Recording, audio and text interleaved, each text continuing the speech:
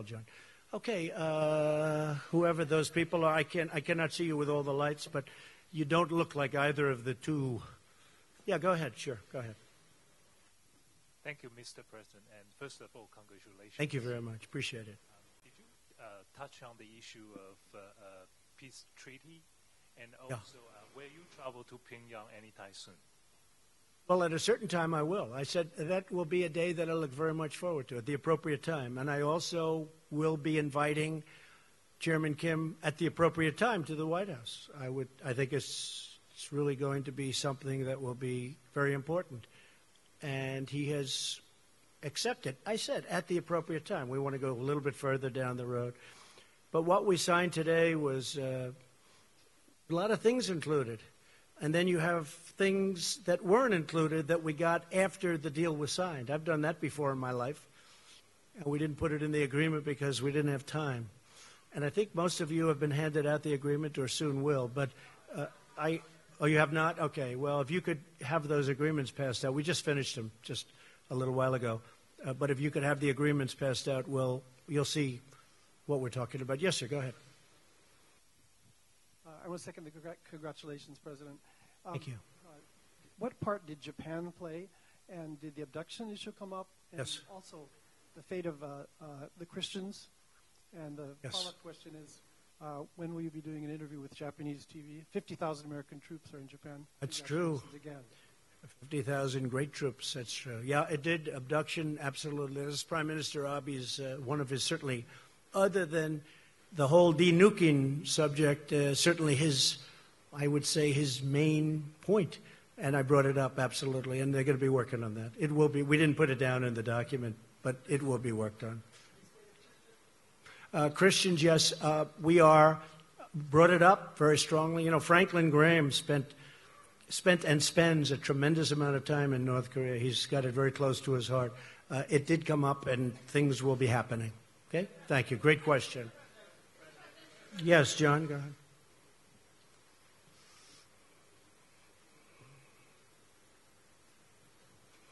Thank you, Mr. President. Thank you, John. Returning to the question of human rights, you spoke very powerfully on the issue during your State of the Union address. Right. You showed that you had the defector in the First Lady's box with the crutches who escaped. And you, at that point, said that North Korea has more brutally oppressed its people than any other regime on earth.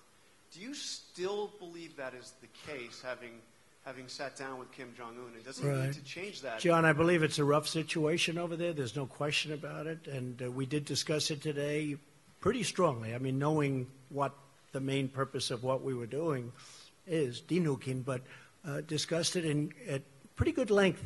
We'll be doing something on it. It's rough. It's a lot of places, by the way, not just there, but it's rough. And we will continue that, and I think ultimately we'll agree to something. But it was discussed at length outside of the nuclear situation, one of the primary topics. But do you think that needs to change to bring on this glorious new era you've talked about? Are they going to have to? I think it will change, yeah. I think it probably has to, but I think it will. Yeah. Thank you. Thank you very much. Steve, that's you, Steve, right there? Yes, sir. Thank you.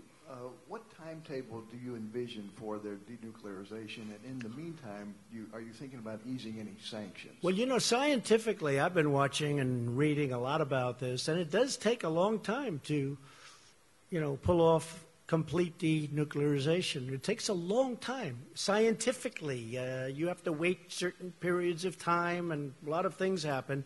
But despite that, once you start the process, it means it's pretty much over. You can't use them. That's the good news. And that's going to start very, very soon. I believe that's going to start very soon. We will do it as fast as it can mechanically and physically be done, Steve. And the sanctions? The sanctions will come off when we are sure that the nukes are no longer a factor. Sanctions played a big role, but they'll come off at that point. I hope it's going to be soon, but they'll come off. They, as you know, and as I've said, the sanctions right now remain. But at a certain point, I actually look forward to taking them off. And they'll come off when we know we're down the road where it's not going to happen. Nothing's going to happen. Okay? Thank you. Yes, go ahead, please. Thank you, Mr. President. Thank you. Congratulations. congratulations on this historic summit. Thank you very much. Congratulations to everybody, by the way. Congratulations to everybody. Go ahead. You signed a document with Kim Jong-un. It's essentially a piece of paper. Yesterday we had a briefing from the Secretary of State, Mike Pompeo, and he said the following: many presidents previously have signed off on pieces of paper, only to find that the North Koreans either didn't promise what we thought they had or actually reneged on those promises. What makes this time different, Mr. President? Well, you have a different administration. You have a different president. You have a different Secretary of State. You have people that are, it's very important to them, and we get it done. The other groups, maybe it wasn't a priority. I don't think they could have done it if it was a priority, frankly. I don't think they honestly could have done it even if it was a priority. And it would have been easier back then. For me, it would have been much easier if this were 10 years ago or 5 years ago. And I'm not just blaming President Obama. I mean, this goes back for 25 years. This should have happened. I was given a very tough hand. I was given this. I was given the Iran deal and plenty of other problems. But we're doing really well. And the Iran deal, I have to be honest, I did it because nuclear is always number one to me. Nuclear is number one. But on the Iran deal, I think Iran is a different country now than it was 3 or 4 months ago. I don't think they're looking so much to the Mediterranean. I don't think they're looking so much at Syria like they were with total confidence. I don't think they're so confident right now.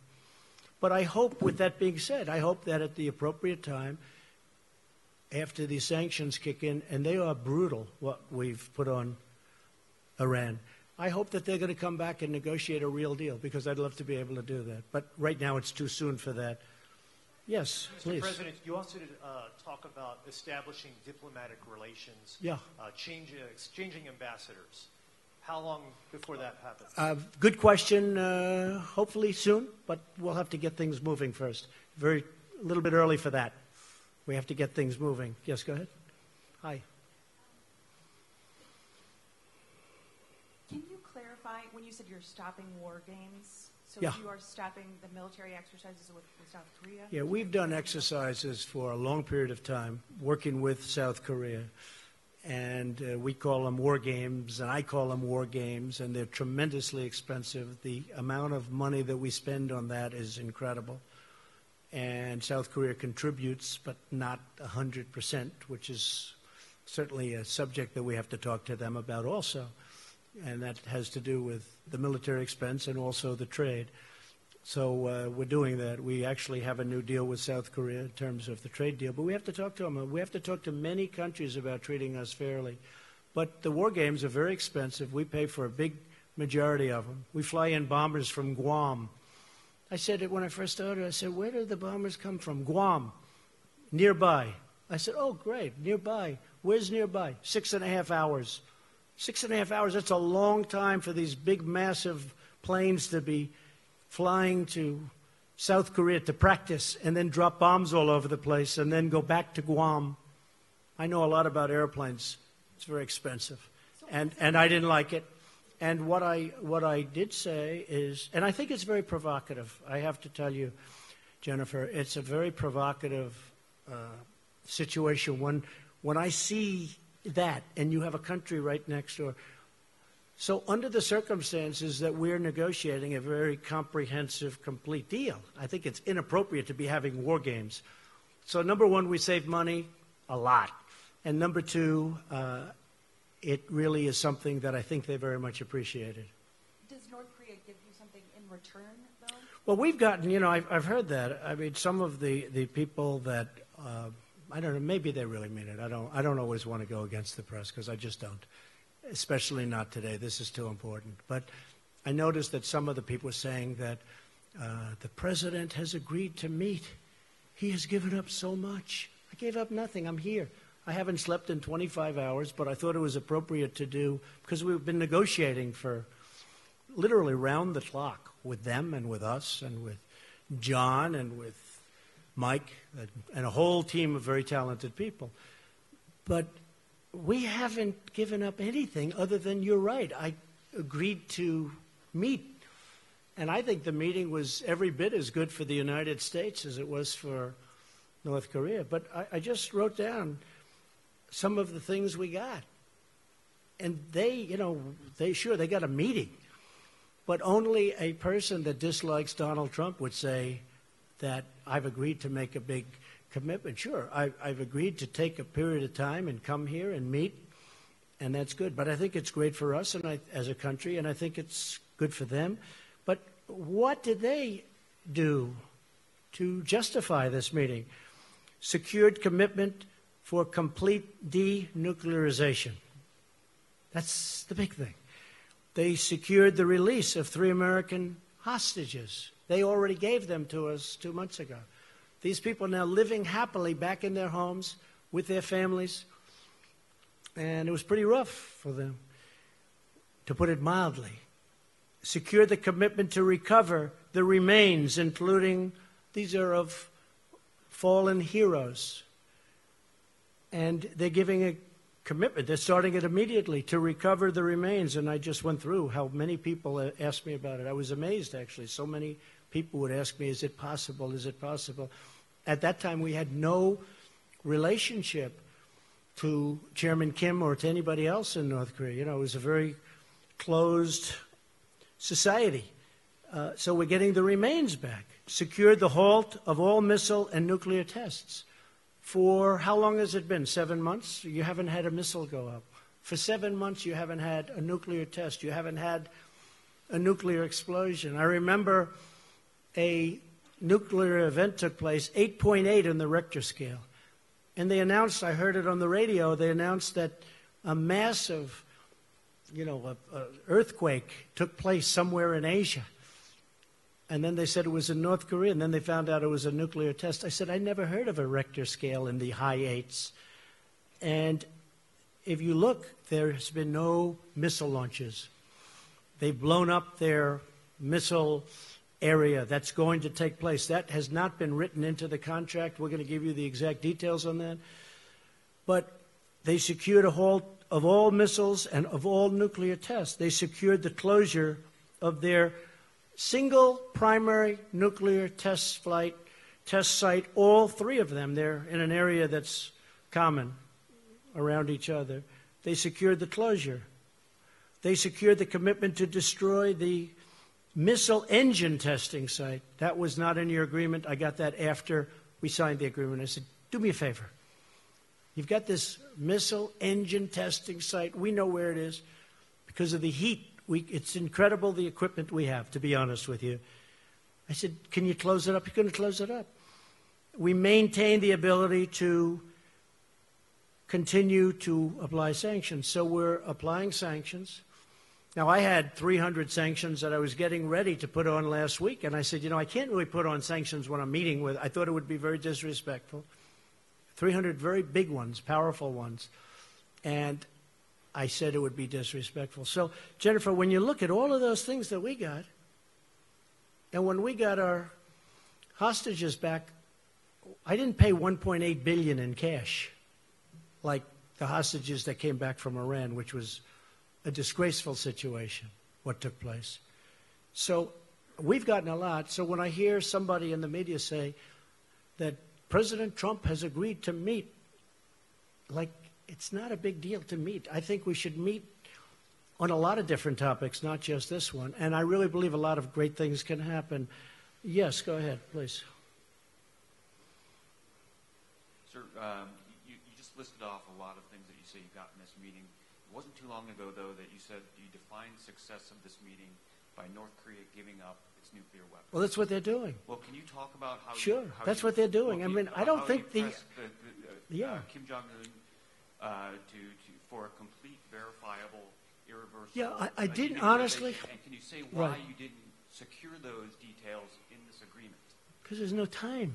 I'm here one day. We're together for many hours intensively, but the process is now going to take place. And I would be surprised, Mike, if they haven't even started already. They have started. They blew up their sites. They blew up their testing site. So, but I will say, he knew prior to coming. This wasn't like a surprise. It wasn't like we'd never discussed it.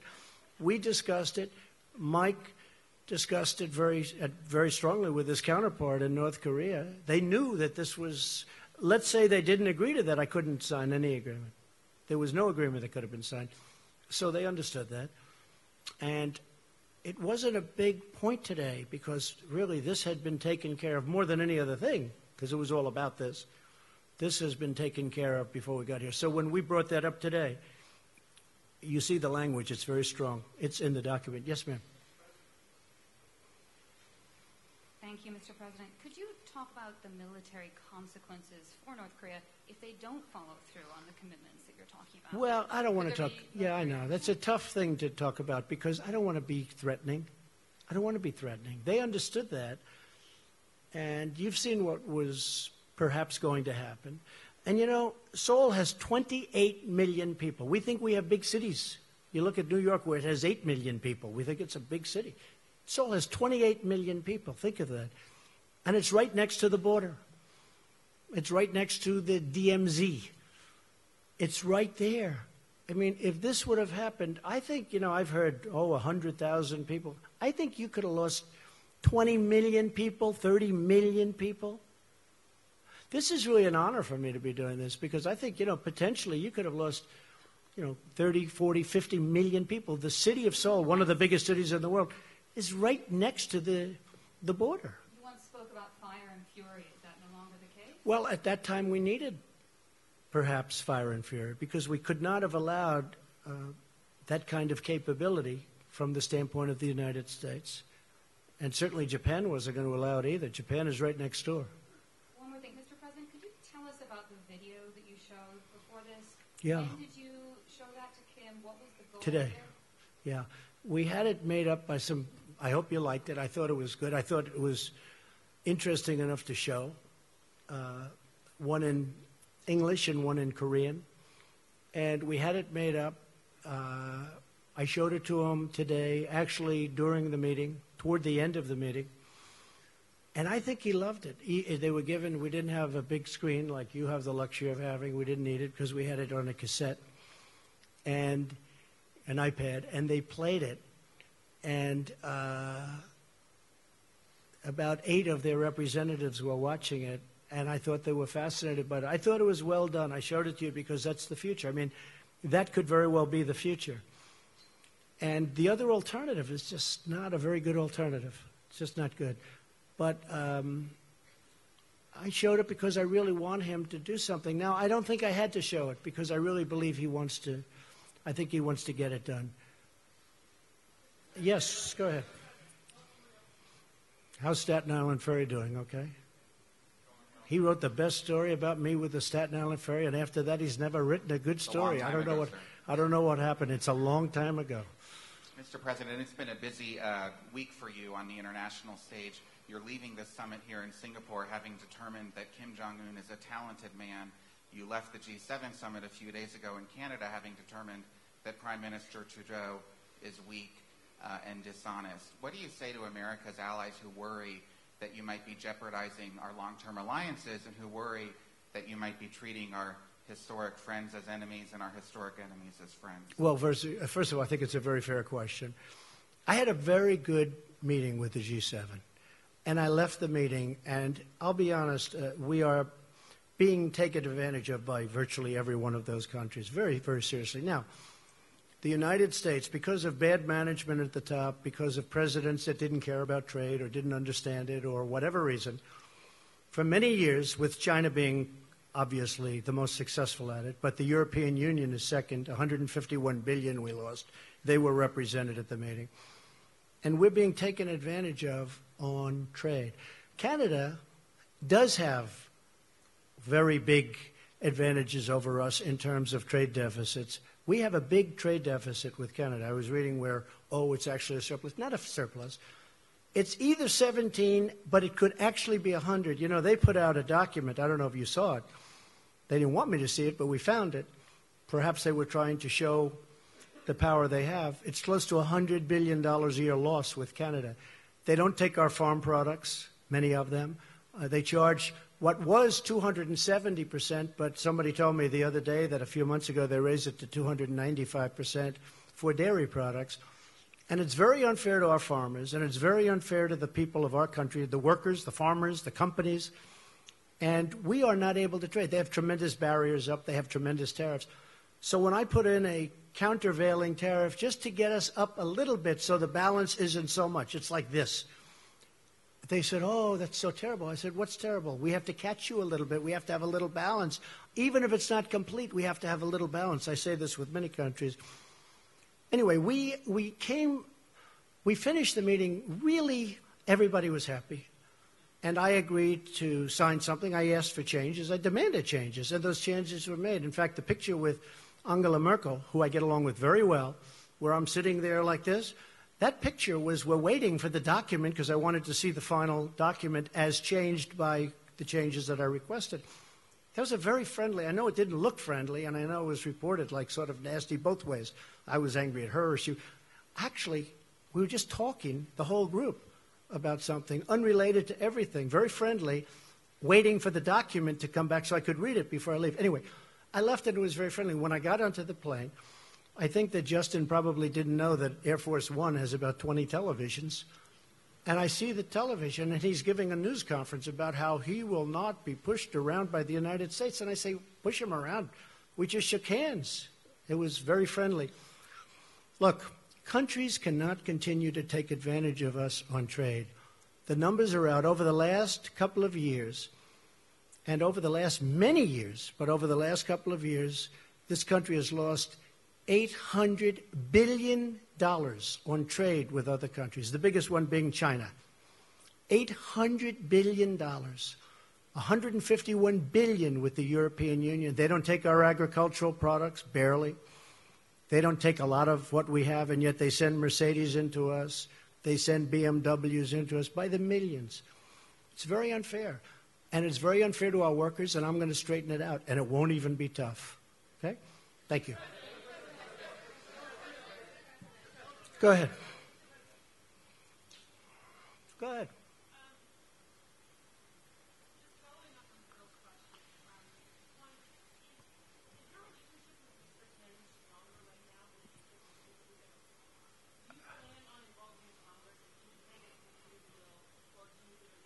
I would like to involve Congress, yes. And no, I have a good relationship with Justin Trudeau. I really did. Other than he had a news conference that he had because he assumed I was in an airplane and I wasn't watching. He learned that's going to cost a lot of money for the people of Canada. He learned. You can't do that. You can't do that. We left. We had a very good relationship. I've had a good relationship with Justin. I have a good relationship with all. I have a very good relationship with Angela Merkel. But on NATO, we're paying 4.2%. She's paying 1% of a much smaller GDP than we have. We're paying 4.2% on a much larger. We're paying for, I mean, anyone can say from 60 to 90% of NATO. And we're protecting countries of Europe. And then on top of it, they kill us on trade. So you just can't have it that way. It's unfair to our taxpayers and to our people. But no, I have a good relationship with Justin, and I have, I think, a very good relationship with Chairman Kim right now. I really do. I think, I hope it's good, because if it is, we're going to solve a very big problem. I think we've gone a long way to solving it today. Should we keep going for a little while? I don't know. It's up to the legendary Sarah Huckabee Sanders. Should we keep going, Sarah? Okay, we'll go. Well, I don't care. Hey, you know, it just means we get home a little later in the evening, right? Yeah, go ahead. Sure, go ahead. Go ahead. Hi, Mr. President. How are you? I'm nice, good. Nice From to the see you. Straits Times of Singapore. Welcome to the country. Thank you very much. I hope you enjoyed our food. Beautiful country, I did. I just wanted to find out, you described this as a process. What is the immediate next step? Is there some ongoing dialogue? Yes. Oh, we're getting together next week to go into the details. And that's Secretary official Pompeo, level? yeah, next week with John Bolton and our entire team to go over the details and to get this stuff done. We want to get it done. He wants to get it done. We're also working very much with South Korea. We're working with Japan. We're working with China to a lesser extent, but we're working with China. And you're coming back to Singapore? I would come back gladly. Your Prime Minister was fantastic. We were with him yesterday. He's done a great job. It was very welcoming. It really probably it probably made a difference, actually. It's a great place. Thank you very much. Thank you, Mr. Yes, ma'am. President. Thank you, Mr. President. What was it about that first interaction with Chairman Kim this morning that made you decide not to walk away after you said that you would know within the first minute if he was sincere? I've said that about relationships. I've said that about people. You know, in the first second, now I was generous, I said 5 seconds, but you know, in the first second, in some cases, sometimes that doesn't work out. But sometimes it does. From the beginning, we got along. But there's been a lot of groundwork. This wasn't like we went and we started talking about, as you know, right? We didn't just come in and start talking about these very complex subjects that have been going on for 70 years. We've been discussing this for months. And, you know, once the rhetoric stopped, once they did a great thing. You know, North Korea did a great thing by going to the Olympics, because the Olympics, and President Moon will tell you this, the Olympics was not exactly doing great. People didn't feel like being bombed out of the opening ceremonies. You know, they weren't exactly selling tickets. And as soon as the Chairman Kim, said, let's participate in the Olympics, it sold like wildfire and was a great success as an Olympics. It was a great success. He did a great thing. But since that time, pretty much since that time, because as you know, a delegation came from South Korea who had just met with North Korea. They came to the White House. They told me lots of things, including the fact that they'd be willing to denuke. We have one of their great people here today, that they were willing to denuke. And once that started, we have been really talking about that from the end of the Olympics, when the whole delegation came to say various things, including denuking. If I may, a second question. In the document that you signed earlier today, North Korea agreed to commit to denuclearization. To borrow a phrase that you have used to criticize your predecessors and political opponents, how do you ensure that North Korea is not all talk, no action? Well, I think, can you ensure anything? Can I ensure that you're going to be able to sit down properly when you sit down? I mean, you can't ensure anything. All I can say is they want to make a deal. That's what I do. My whole life has been deals. I've done great at it. And that's what I do. And I know when somebody wants to deal, and I know when somebody doesn't. A lot of politicians don't. That's not their thing. But it is my thing. I mean, again, this really could have been done, I think, easier a long time ago. But I know I just feel very strongly, my instinct, my ability or talent, they want to make a deal. And making a deal is a great thing for the world. It's also a great thing for China. Because I can't imagine that China is happy with somebody having nuclear weapons so close. So, China was very helpful. So I think he wants to make a deal. Can anybody be certain? But we're going to be certain soon because the negotiations continue. Okay? Thank you very much. Go ahead. You mentioned that you have raised extensively the issue of human rights with Chairman Kim. I wonder what you would say to the group of people who have no ability whatsoever to hear or to see this press conference, the 100,000 North Koreans kept in a network of gulags. Have you betrayed them by legitimizing the regime in Pyongyang? No, I think I've helped them because I think things will change. I think I've helped them. There's nothing I can say. All I can do is do what I can do. We have to stop the nuclearization. We have to do other things, and that's a very important thing. So at a certain point, hopefully you'll be able to ask me a much more positive question or make a statement. But not much I can do right now. At a certain point, I really believe he's going to do things about it. I think they are one of the great winners today, that large group of people that you're talking about. I think ultimately they're going to be one of the great winners as a group. Yes, sir, go ahead. Go ahead. Yeah. Would you ever consider removing the sanctions without significant improvement in the human rights situation? No, I want significant improvement. I want to know that it won't be happening. And again, once you start that process, there'll be a point at which, even though you won't be finished for a while because it can't happen scientifically or mechanically, but you're not going to be able to go back. Once we reach that point, I'll start to give that very serious thought. Yes, go ahead. Go ahead. Go ahead. You first.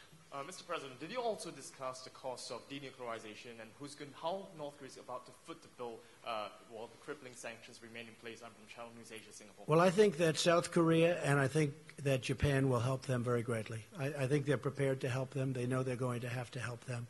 I think they're going to help them very greatly. We won't have to help them.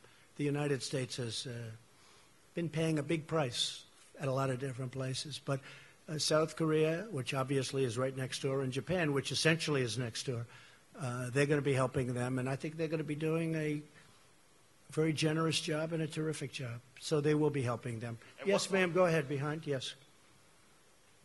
Thank you, Mr. President. Thank you. I'd like to follow up on Steve's question. He asked you how long it would take to denuclearize the Korean Peninsula. You said a long time. What does that mean? Well, I don't know when you say a long time. I think we will do it as fast as it can be done scientifically, as fast as it can be done mechanically. I don't think, I mean, I've read horror stories. It's a 15-year process, okay? Assuming you wanted to do it quickly, I don't believe that. I think whoever wrote that is wrong. But there will be a point at which, when you're 20% through, you can't go back. And how long I had an uncle who was a great professor for, I believe, 40 years at MIT. And I used to discuss nuclear with him all the time. He was a great expert. He was a great, brilliant genius, Dr. John Trump at MIT. I think he was there 40 years, I was told. In fact, the head of MIT sent me a book on my uncle. But we used to talk about nuclear. You're talking about a very complex subject. It's not just like, oh, gee, let's get rid of the nukes. It takes a period of time. But the main period of time that I'm talking is that first period. When you hit a certain point, you can't go back. It's very hard to go back. And how long will that take? Oh, we don't know, but it'll go pretty quickly. Go ahead. Sure. Thanks, Mr. President. I wanted to ask again on the sanctions campaign. Yeah. You alluded at the very beginning that the Chinese are not doing as great a job securing the border as they were before. You expressed, some doubts when Kim went to see President Xi. The Russian foreign minister was in Pyongyang and said there shouldn't be any sanctions while these negotiations are underway. And the South Koreans are now talking about restoring some form of trade.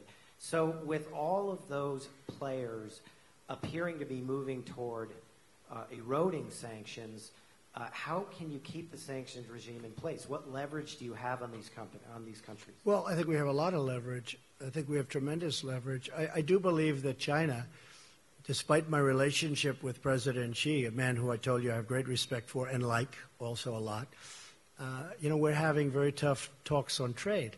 And I think that probably affects China somewhat, but I have to do what I have to do. And I think over the last 2 months, the border is more open than it was when we first started. But that is what it is. We have to do it. We have a tremendous deficit in trade, commonly known as a trade deficit. We have a tremendous deficit in trade with China. We have to do something about it. We can't continue to let that happen. And I think that has had an impact on my relationship in terms of the border. I don't think it has a relationship, I don't think it affects my feeling or my relationship to President Xi. But when we first started, we weren't ready to go that route. And as we started preparing and getting ready to do that, I think that's had an impact on, frankly, the border, which is a shame. But I have to do it. I have no choice. For our country, I have to do it.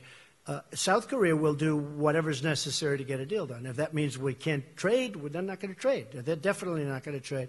If they think, and they would do this with our concurrence, if they think that they can do some work because we're very far down the line, we're actually very far. That document, when you read it today, that's far down the line. That's not something that just happened to be put together. This was done over months. And again, the rhetoric was important and the sanctions were important. I don't even know which one was more important. They were both important. Yeah, go ahead. President David Sanger of the New York Times. I was wondering if you could give us some sense of whether the Chairman Kim told you how many nuclear weapons he believes he's made, whether he's willing to turn those over first, and then whether in your mind you need to do more than was done in the Iran deal for actually dismantling both the uranium and the plutonium processes, and whether or not you had a sense that Chairman Kim really understood what that involved and had a timetable in his own mind of shutting that. Well, David, I can tell you he understands. He understands it so well. He understands it better than the people that are doing the work for him. That is an easy one. As far as what he has, it's substantial, very substantial. The timing will go quickly. I believe you'll see some good action. I mean, as an example, one of the things with the missile site, I think you're probably surprised to hear that. That was a throw-in at the end, the missile site. But I really believe, David, that it's going to go very quickly. I really believe that it's going to go fast. And it is a very substantial arsenal. There's no question about it. You know, I used to say, maybe it's all talk and no action. But we have pretty good intelligence into that, although probably less there than any other country. You understand that maybe better than anybody in the room. Probably less there than any other country. But we have enough intelligence to know that what they have is very substantial.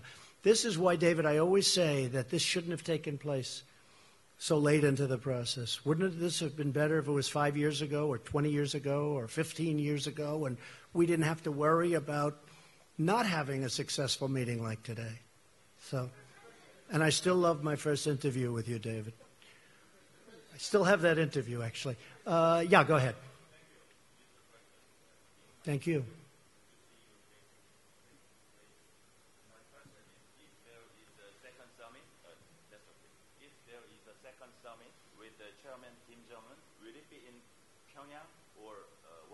We haven't set that up.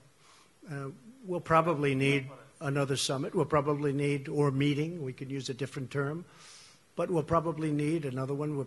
I will say this, we're much further along than I would have thought. I did not think we'd be here. I thought, and I've told people, I didn't want to build up people's hopes too much. I told people, I thought that this would be a successful meeting if we got along, we developed a relationship, and we could have maybe gotten to this point in 3 or 4 months from now. But it really happened very quickly. A lot of that was because of the foundation that was, put down before we met. A lot of things happened very fast. We didn't have, as an example, bringing back the remains. That was not one of the things that was on our agenda today. I brought it up at the very end because so many people had talked to me about it. And I brought it up at the very end, and he was really very gracious. Instead of saying, well, let's talk about it the next time, he said, it makes sense, we will do it. And he knew, they know where many of those incredible people are, where they're buried, along roads, along highways, along paths, usually, because our soldiers were moving back and forth and they had to move rapidly. It's very sad. But he knew, and that was brought up at the very end. And, it was really great that he was able to do it. A lot of people are going to be very happy about that. Yes, go ahead, please. Thank you. Emerald Robinson, One American News. Congratulations. Thank you. Thank you for the nice way you treat us. We appreciate it. Really, it's very good. It's really beautiful what you do. Go ahead. And now I'll probably get this killer question. Well, I do want to talk about the future of North Korea. It's all right. Specifically the people. Kim Jong-un is saying he's wanting a brighter future with prosperity for his people, yet we know they've lived under oppression. You showed him this video of what the future could be like. But do you have an idea specifically of the model that he would like to go towards? Economically, is he open to more economic freedom? It's a good question. So you saw a tape today, and that I think was done really well, but that was done at the highest level of future development. I told him, you may not want this. You may want to do a much smaller version of this. I mean, you're going to do something, but you may want to do a smaller version. You may not want that with the trains and the everything, super, everything at the top. And maybe you won't want that. It's going to be up to them. It's going to be up to them. It's going to be up to the people what they want. They may not want that. I can understand that too. But that was a version of what could happen, what could take place. As an example, they have great beaches. You see that whenever they're exploding their cannons into the ocean, right? So I said, boy, look at that. Wouldn't that make a great condo behind?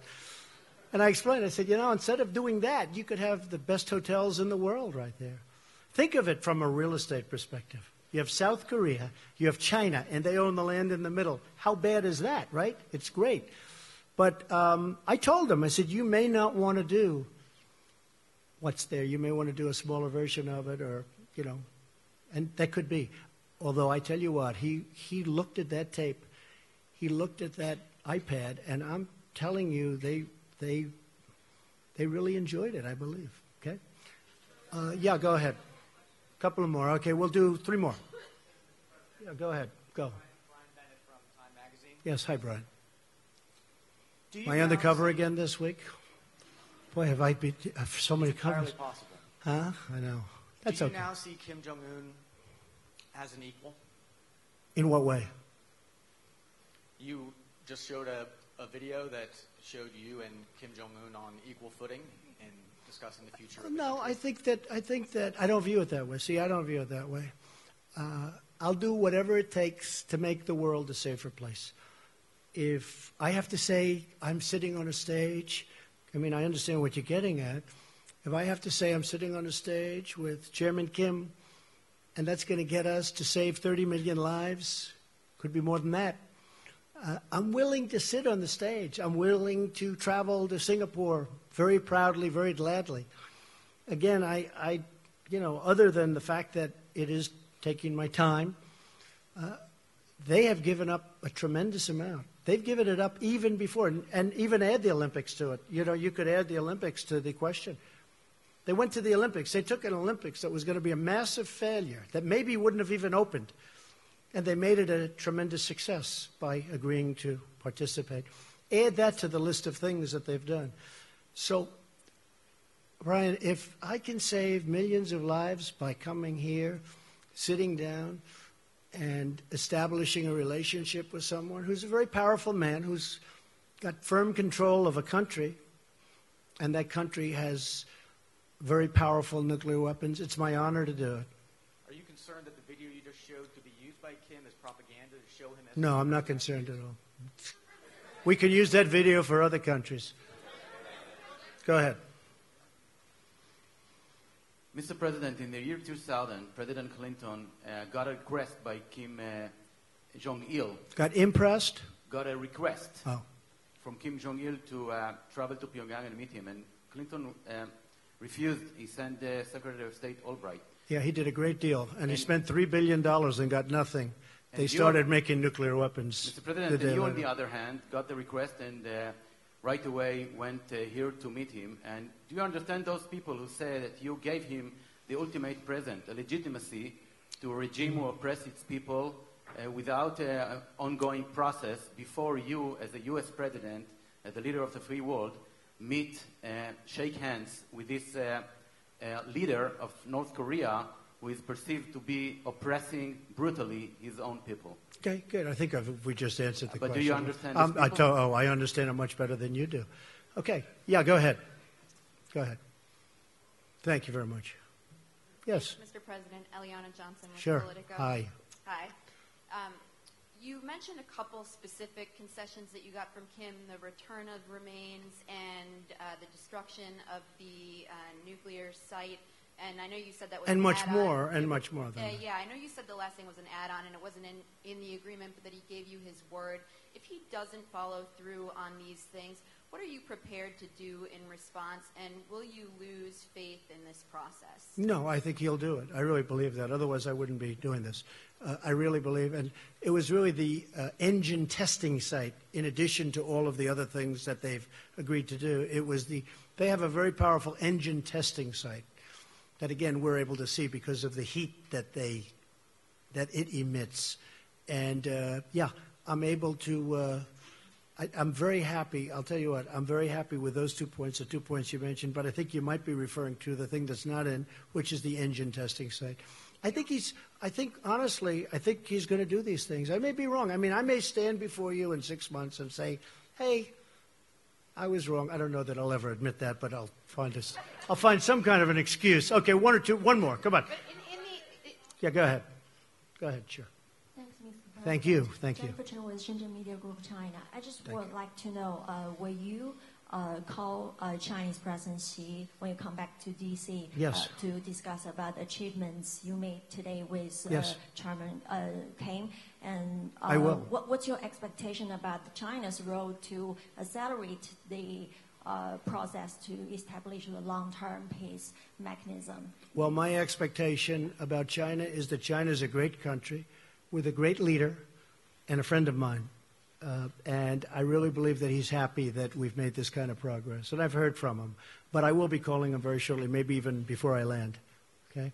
And I have to say, you know, and the United States is a great country. And we have set records economically, over $7 trillion in net worth addition to what we have. And we are almost twice the size, the economy of the United States. Nobody talks about this because you do hear a lot about China, rightfully so. But the United States now is almost twice the size of the economy of China. We have a great country, and we're on a correct path. Okay, one more, that'll be it. Oh, South Korea? Where's South Korea? I think you deserve, go ahead, go. You deserve one, yes. You deserve one. I've got two questions for you, Mr. President. First, you mentioned earlier that you're going to talk with South Korean President Moon Jae-in over the phone. What do you plan to discuss with him? I just want to tell him about the meeting, very successful, and he'll be very much involved in the final negotiation. He's a very, very fine gentleman, also a friend of mine, and I look forward to speaking to him. He'll be very happy when he hears about, I've already sent word to him about what happened. I sent the document to him, actually, and all of the details behind the document. So I'll be talking to him very shortly. If I may ask another question, in signing the peace treaty, do you plan to work this out with North Korea's Chairman Kim only, or what do you think about the involvement of South Korea and China as the signatories? I'd like to have them involved also. There's a question as to whether or not we're supposed to or whether or not we legally have to. I don't care. I think it would be great to have China involved and also, of course, South Korea. Okay?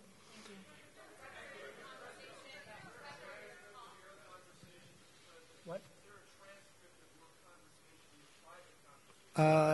Mike, do they have a transcript? They probably have a rough transcript, which you can give us if you have one. No, they didn't record it. I don't think they recorded it. Are there any recordings of it? I wish there were, because it is interesting stuff. Say it. I don't. We probably have some notes or something, but they have actually detailed notes, I would imagine. But we had a great conversation. It was a very heartfelt conversation.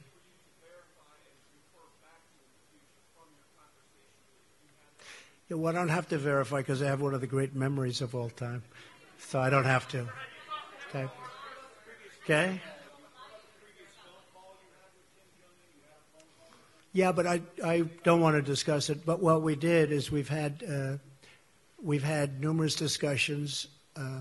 We've had very important relationships established at Mike's level and other levels. In fact, a couple of people are here from, as you know, from North Korea. They're in the room. We have a few people in the back also from the room.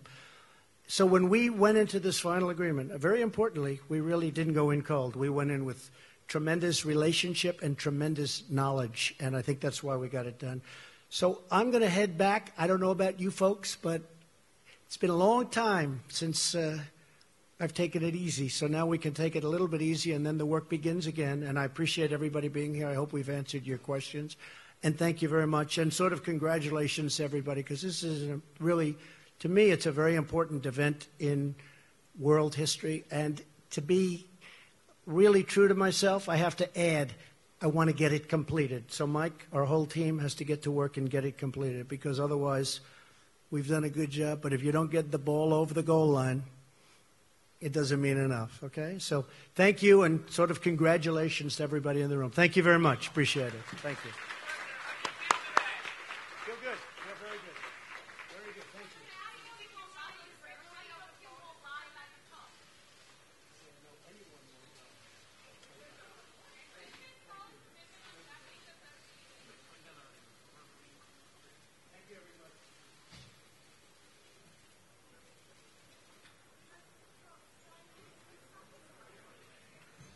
Ladies and gentlemen, please remain seated.